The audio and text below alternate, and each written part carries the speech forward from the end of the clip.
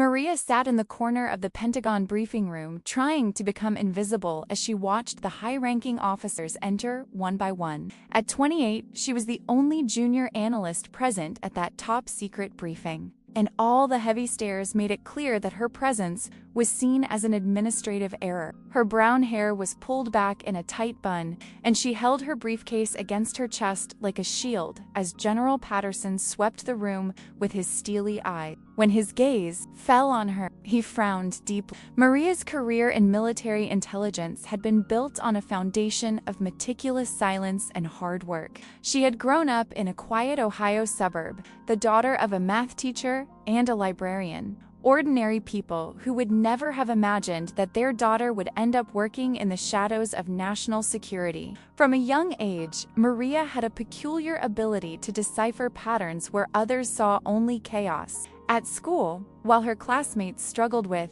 simple puzzles, she solved cryptographic riddles for fun. It was this ability that caught the attention of an agency recruiter during her graduation with a degree in computer science from the University of Maryland. General Patterson cleared his throat loudly, interrupting her thoughts. "You are exactly you are," he asked in a voice that seemed to drag stones across asphalt. Maria stood awkwardly, dropping her pen on the floor. "Analyst Maria Chun, sir. Cryptography and signals analysis." The general exchanged a glance with Colonel Bradford, who was seated to his right. Bradford was a burly man with visible scars on his face, permanent reminders of his time in Afghanistan. He shook his head almost imperceptibly. "This is a meeting for senior personnel," Patterson said. "There must have been a mistake in the clearance list. You'll need to leave." Maria felt the blood rush to her face. She had received the summons directly from Deputy Director Morrison, and she knew there was no mistake, but arguing with a three-star general wasn't in the survival manual for junior analysts. She began to gather her things, her hands trembling slightly, when the door to the room opened again. A communications technician rushed in, carrying a laptop and with a visibly pale face. "Sorry to interrupt, sir," he said to the general, "but we have a level 5 encrypted call coming from an unidentified source. They are demanding an immediate secure connection." The room fell silent. Level 5. Calls were reserved for situations of extreme urgency, usually involving direct threats to national security or ongoing operations in hostile territory. The technician connected the laptop to the projection system, and the large screen on the front wall came alive with a series of flashing codes. Patterson leaned forward, his fingers interlaced on the polished mahogany. "Identify the origin," he ordered. The technician typed rapidly, his fingers flying across the keyboard. "It's bouncing." "Through several proxy servers, sir. The origin appears to be Eastern Europe, possibly Poland or Ukraine. But the encryption is unlike anything we've ever seen. It's a hybrid code combining old Russian protocols with modern quantum algorithms." Maria dropped her briefcase back onto the chair. She knew that type of cryptography. She had spent the last 6 months studying a very specific variation of that pattern, a ghost project that very few people in the agency knew existed. Her direct supervisor, Dr. Yuki Tanaka, had stumbled upon it while analyzing intercepted communications from a hacker cell with possible connections to foreign government. Maria had been assigned to decipher it, working alone in a windowless office in the building's basement, sometimes staying until 3 in the morning because the patterns fascinated her in a way she couldn't explain. The technician continued working, sweat forming on his brow. "They're requesting authentication, sir, and they're asking for someone by name." Patterson turned sharply. "Who?" The technician swallowed hard before answering. "They're asking for analyst Maria Chun. They say they'll only transmit the message if she's present and authenticated on the line." All eyes in the room turned to Maria simultaneously. She felt as if the ground had disappeared beneath her. This made no sense. No one outside a very restricted circle knew she was working on that project. How did an outside, potentially hostile source know? Her name? Patterson stared at her with an intensity that could melt. "You're going to explain to me now how on earth someone on the other side of the world knows the name of a junior analyst on a classified project." Maria took a deep breath, trying to organize her thoughts amidst the growing panic. "Sir, for the past few months I've been working on decrypting a series of intercepted transmissions that use a very specific hybrid encryption. The project was classified as Code Black because we suspected it was related to a new form of cyber warfare. But I didn't reveal my identity to anyone outside the agency, and all my work was done on systems isolated from the network. Bradford leaned forward, his eyes narrowing. Are you saying there might have been a security breach? Maria shook her head vigorously. No, sir. Our systems are inviolable for that level of access. The only explanation I can imagine is that whoever is on the other side monitored our attempts to decrypt their messages and somehow identified my digital signature in the process. Colonel Bradford swore under his breath. Patterson kept his eyes fixed on Maria. Are you telling me they knew we were listening and decided to listen back? That's the only logical explanation, sir.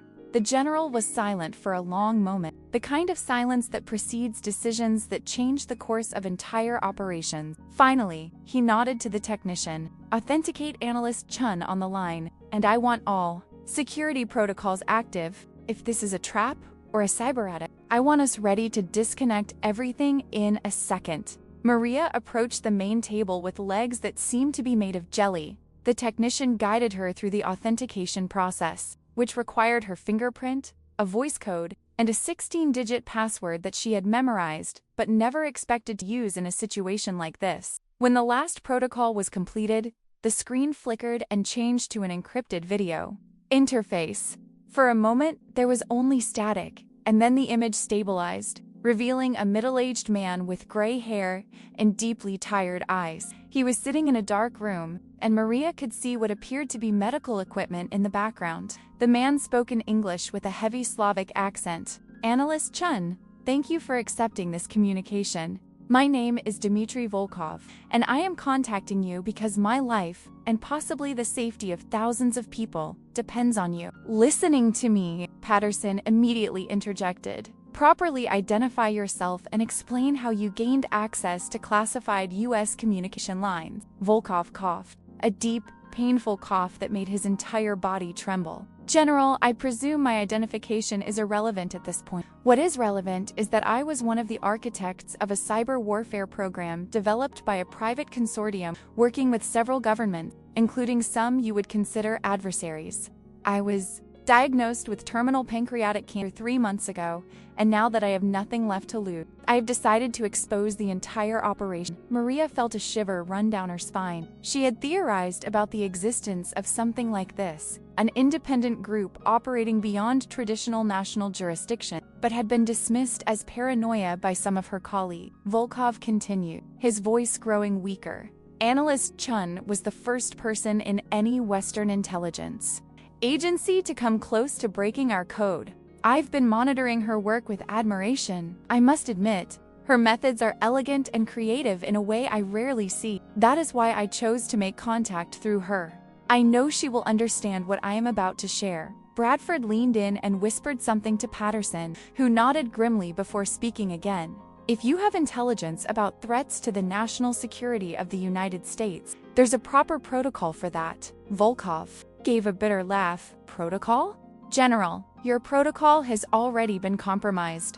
There are people within your own agencies who are part of this network. That's why I'm speaking directly to Analyst Chun. She's too junior to have been corrupted, but talented enough to understand what needs to be done. Maria felt the weight of all eyes in the room on her again. Mr. Volkov, she said, her voice surprisingly firm. What kind of operation are we talking about exactly? Volkov adjusted something off camera, and the screen split to reveal a complex diagram. This is a distributed cyberattack network designed to simultaneously seize control of critical infrastructure across multiple power, water, communications, financial systems, everything. The operation is codenamed Scarlet Cascade, and it is scheduled to activate in 72 hours.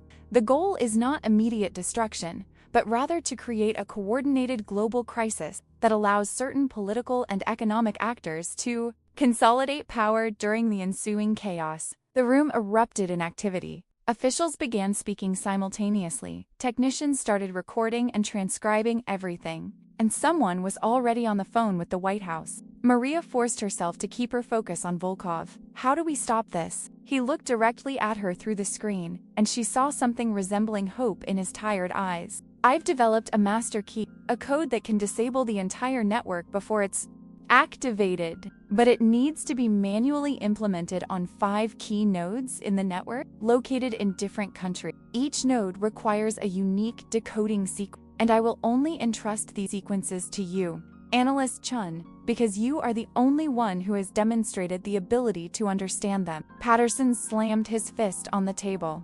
Absolutely not. We're not going to put a junior analyst in the field based on the word of someone who admits to working against our interests. This could be an elaborate disinformation operation, or worse, a trap to capture American intelligence personnel. Volkov shook his head sadly. I expected this reaction. That's why I prepared this. He typed something, and again the screen changed, this time showing what appeared to be live surveillance feeds from various locations. These are real-time transmissions from 3 of the nodes I mentioned. As you can see, they are already active and conducting tests. If you want, I can demonstrate their potential by causing a localized blackout in any city you choose. A harmless demonstration, just to prove I'm not bluffing. Bradford stood up abruptly. Is that a threat? No, Colonel, it's evidence. But I'll only do it if you give me permission, to prove my good faith. Patterson considered for a long moment before replying. Very well. Cause a 30-second blackout in a non-critical sector of a city of your choice, but small enough not to cause real panic. Volkov nodded and typed a sequence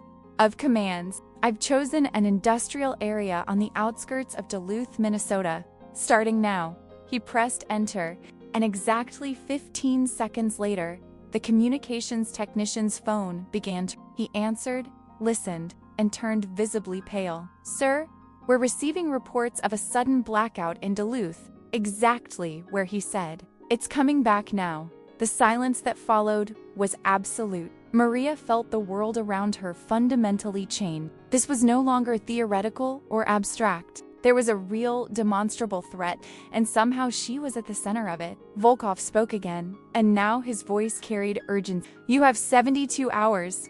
I will send the coordinates of the 5 nodes directly to Analyst Chun through an encrypted channel that only she can open. The decoding sequences will come in parts, 1 per node, as she completes each step. This is non-negotiable.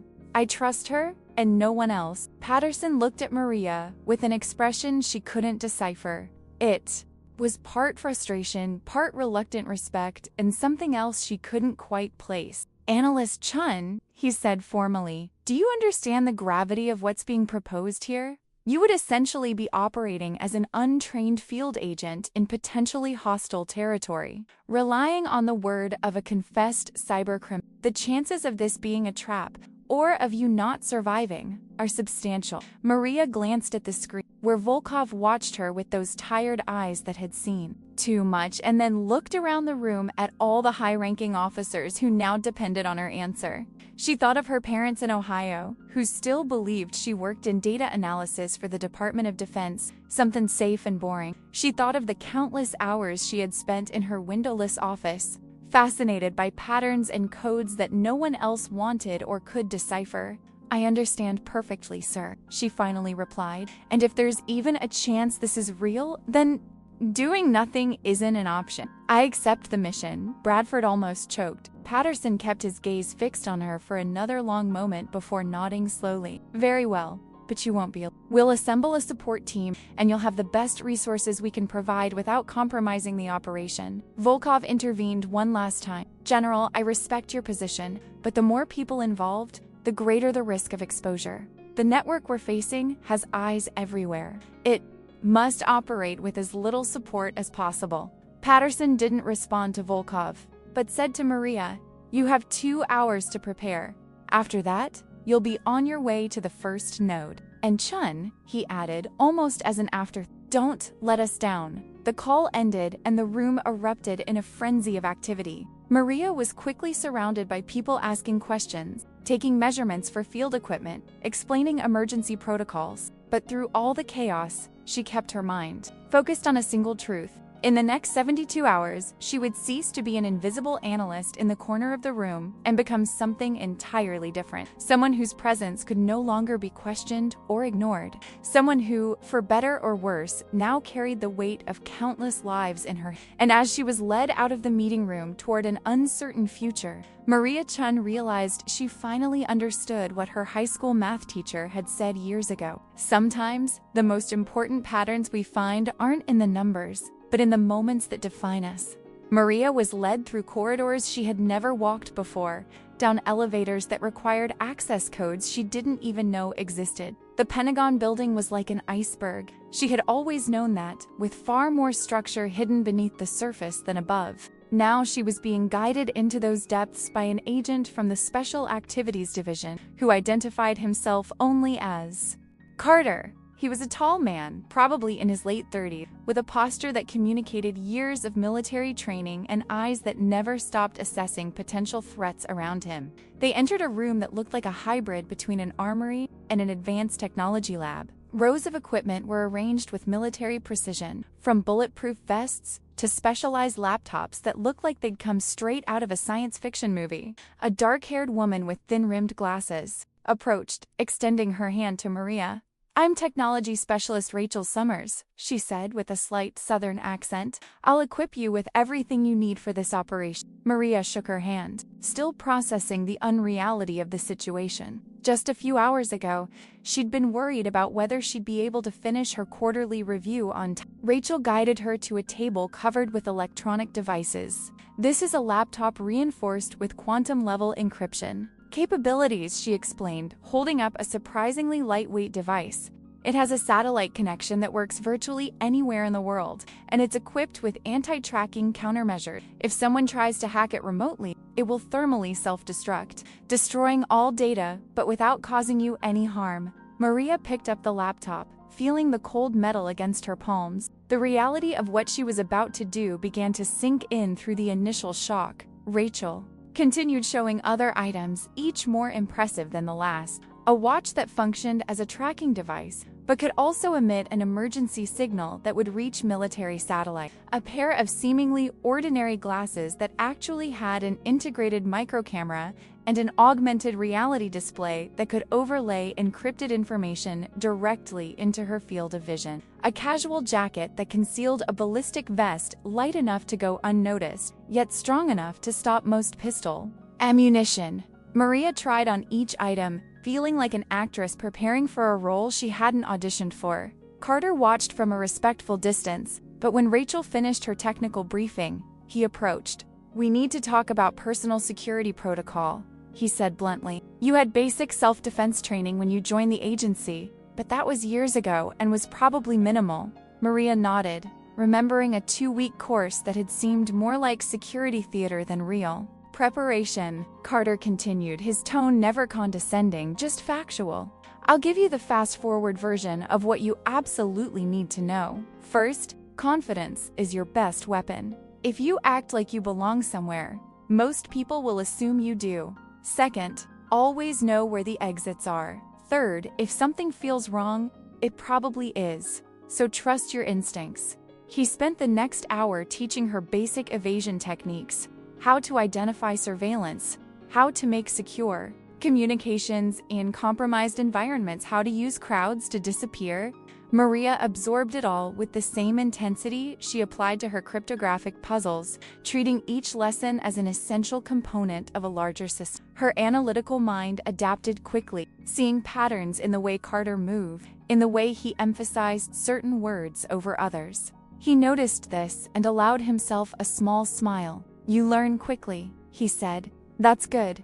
You'll need that ability." A different technician entered the room carrying a tablet. "The coordinates for the first node had just arrived," he announced. "They're encrypted with Analyst Chun's digital signature." Exactly as the man promised, the tablet was handed to Maria, and she quickly authenticated herself using a combination of biometrics and passwords.